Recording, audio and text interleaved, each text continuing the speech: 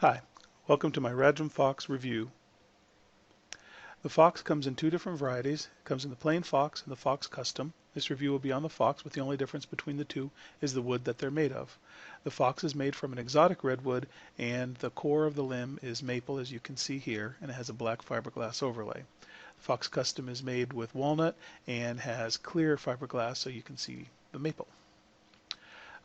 It's actually a really sharp looking bow. This is it laying here on my black hole target, and as you can see, the red is very striking, especially against the black. So the string length that's needed for the 62-inch longbow is 58 inches. The type of string that it comes with is a 12-strand B50 Dacron endless loop style. The string that I had needed waxing pretty badly, so I'd recommend that if you get this bow that you get some string wax to go along with it. Also, the brace height is stated to be between 6 3/4 and 7.5 inches, so right around the 7-inch mark. And what I found when I strung this bow up with the string that came with it, even though the string was the proper 58 inches in length, the brace height was too high. So it's setting right about 8 inches.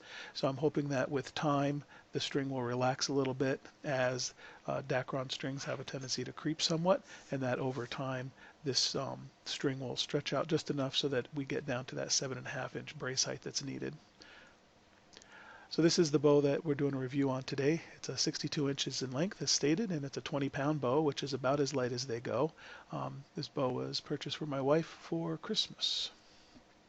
Here are the bow ends. As you can see, the string that comes with it loops around, and some people have stated that these Ragim bows are a little rough around the edges here, especially up here at the ends.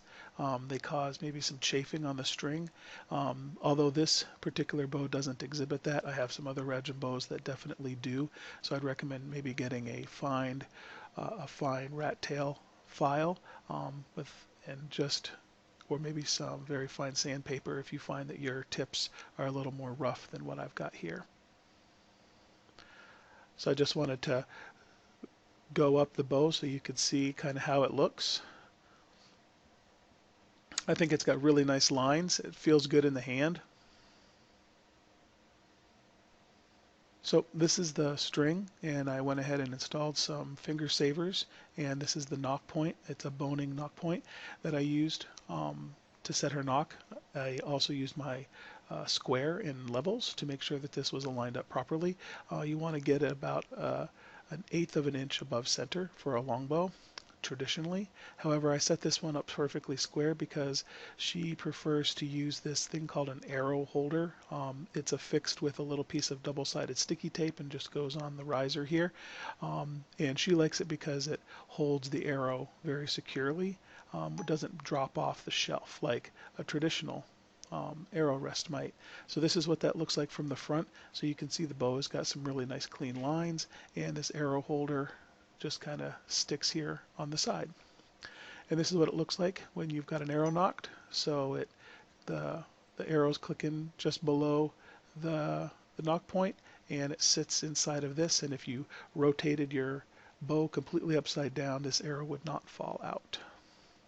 So this is a more traditional arrow rest that I have on my Ragim Wolf.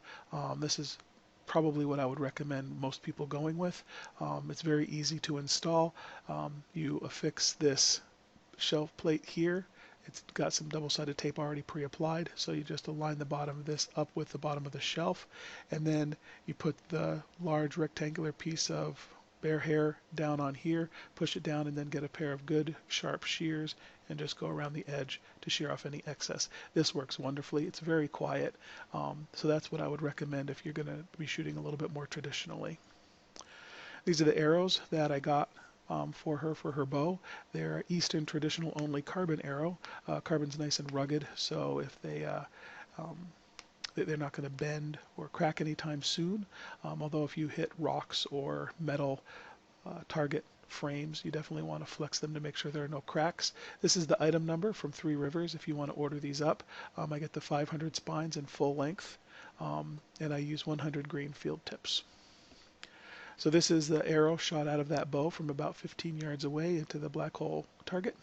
And as you can see, the penetration is pretty significant, given that it's 15 yards away and it's just a 20-pound bow. So Thank you for watching, and if you're looking for a nice entry-level bow, I would highly recommend the Ragim Fox.